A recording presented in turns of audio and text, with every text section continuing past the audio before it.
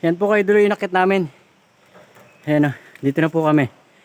Sa, siguro, mga nasa 1/4 pa lang kami ng taas ng bundok eh. Ayan o. Hindi po kami hindi kami ihatid ng bangka kasi hindi kakayanin. Malakas ang alon. Ang hirap mga kaidolo, ang hirap mag-explore. Grabe, ang taas ng inakit namin dun. Ngayon naman pababa. Ayan po yung mataas sa bundok dun sa nakikita nyo dun sa may vlog ko na una. Yung mataas sa may dagat, ayan po siya.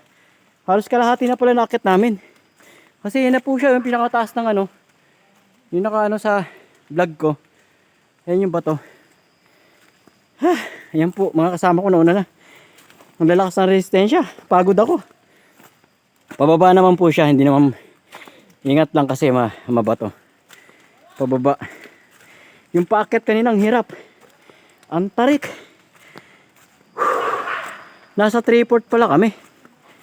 Nasa 3/4 na yung taas ng bundok. Kasi tanaw ko na dito yung pinakatuktok ng bundok kayo, no? Yung pinakatuktok ng bundok do sa vlog ko. Kaya mga kaidolo. Ang tataas ng puno. Grabe, ayun yung mga kasama ko. Ayun o, tabi-tabi po. Ang tataas ng puno.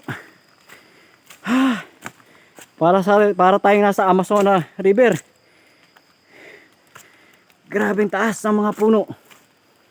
Makikiraan lang po. Ayun po yung mga kasama ko. Malayo na sila. Ayun o. Pababa naman tayo mga kaidolo.